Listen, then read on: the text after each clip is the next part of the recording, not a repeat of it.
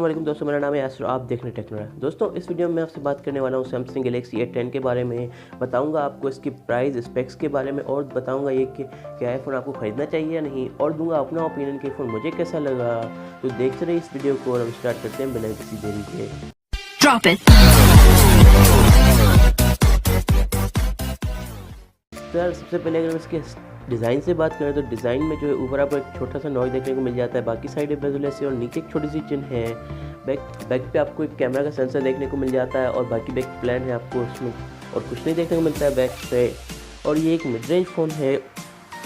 और यार, अगर मैं बात करूँ इसके स्पेक्स की, तो इसमें जो एंड्रॉइड 9 पाया दिया गया है, उसका जो वेट है वो 168 ग्राम है। उसमें ड्यूल नैनो सिम आप डाल सकते हैं। उसमें आपको 3 कलर देखने को मिलेंगे, ब्लू, ग्रे और रेड, और इसमें आपको 4G का सपोर्ट तो देखने को ही मिलता है।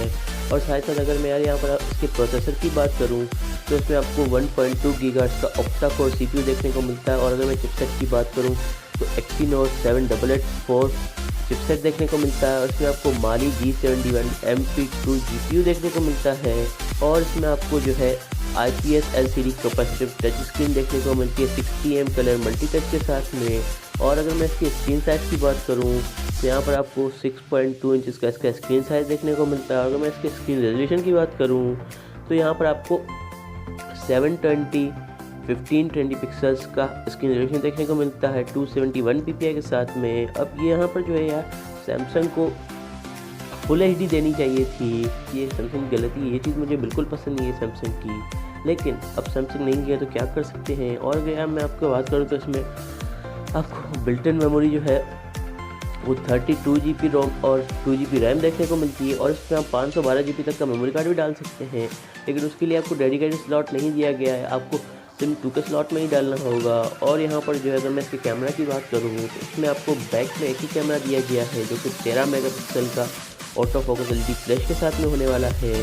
और अगर मैं यहाँ पर आपको उसके फ्रंट कैमरा की बात करूँ तो उसमें आपको फ्रंट में सिर्फ एक ही सेंसर देखने को मिलता है, जो कि 5 मेगापिक्सल का LED फ्लैश वाला। मतलब जो उसका फ्रंट और बैक कैमरा है वो यहाँ पर काफ़ी अच्छा होने वाला है, मिड रेंज की कैटेगरी में काफ़ी अच्छा होने वाला। तो और अगर मैं यहाँ से आपसे बात करूँ तो इसमें आपको ब्लूटूथ 5.0 वर्जन देखने को मिलता है। यहाँ पर भी आपको इसमें माइक्रो USB देखने को मिलती है। और यहाँ पर अगर मैं आपसे बात करूँ तो इसमें आपको फिंगरप्रिंट सेंसर नहीं देखने को मिलता है। मतलब सैमसंग ने जो है इसमें कोई भी आपको फिंगरप्रिंट सेंसर वगैरह कुछ भी नहीं दिया है, आपको नॉर्मल सा लॉक दिया गया है। क्योंकि यहाँ पर आपसे बात करूँ तो इसमें 3.5mm का ऑडियो जैक है।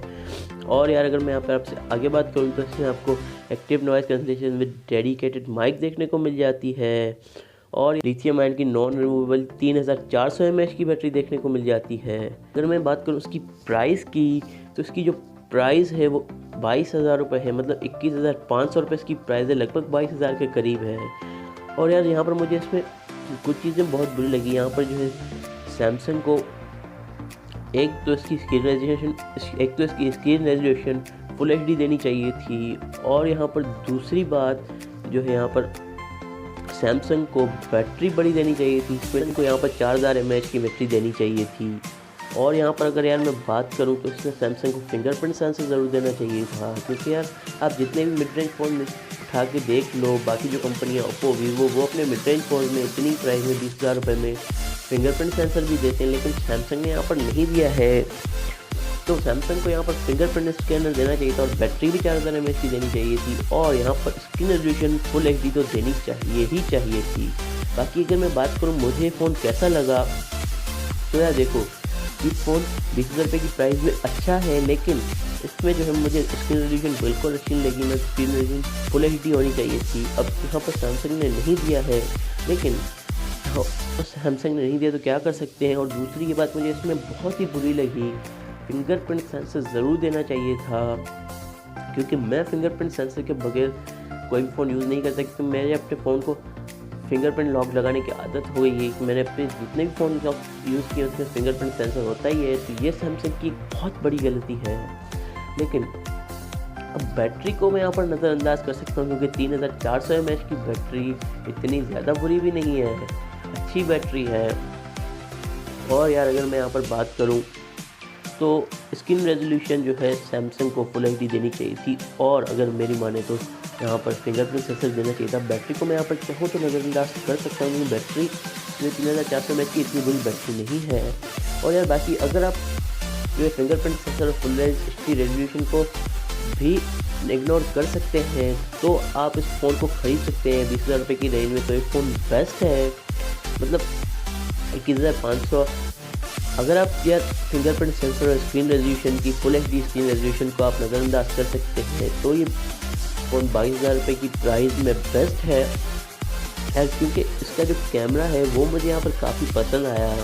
मतलब यार फिंगरप्रिंट सेंसर, क्योंकि ये उन लोगों के लिए फ़ोन है जो अपने फ़ोन में लॉक वगैरह यूज़ नहीं करते और ज़्यादा जिनका वीडियो वगैरह देखने का काम नहीं होता है, जो गेम्स नहीं खेलते हैं, यहाँ पर वीडियोज़ नहीं देखते हैं ज़्यादातर, तो वो लोग इस फ़ोन को लें तो बेटर है उनके लिए। वरना जिनका जो है अपने जो लोग अपने फ़ोन को फुल्ली सिक्योर करना चाहते हैं, जो लोग अपने फ़ोन को फुल्ली सिक्योर करना चाहते हैं, मतलब फिंगरप्रिंट स्कैनर लॉक वगैरह लगा के रखते हैं, तो वो इस फ़ोन को ना खरीदें तो बेटर है। और अगर आप लोग वीडियोज़ वगैरह भी देखते हैं बहुत ज़्यादा फुल एचडी में तो भी आप इस फ़ोन को मत खरीदें। लेकिन अगर आप फुल एचडी स्क्रीन रेजोल्यूशन को और फिंगरप्रिंट स्कैनर को नज़रअंदाज कर सकते हैं तो ये फ़ोन आपके लिए बेस्ट है। तो यार आपको समझ में आ गया होगा कि फ़ोन मुझे किससे लगा और आपको ये फ़ोन खरीदना चाहिए या नहीं। तो बस आज के लिए वीडियो में इतना। अगर आपको वीडियो पसंद है तो वीडियो को लाइक कीजिए, शेयर कीजिए और साथ साथ अगर आपको कोई सवाल है तो आप नीचे कमेंट कर दीजिए। और अगर आप चैनल पर नए या पुराने आपने अभी तक चैनल को सब्सक्राइब नहीं किया तो चैनल को सब्सक्राइब कर दीजिए और बेल आइकन को प्रेस कर दीजिए ताकि आप आने वाली वीडियोस देख सकें सबसे पहले। तो मैं यहाँ से आपसे विदा लेता हूँ। अब आपसे मिलूंगी अगली वीडियो में। अपना ख्याल रखिएगा, तब तक के लिए अल्लाह हाफ़िज़।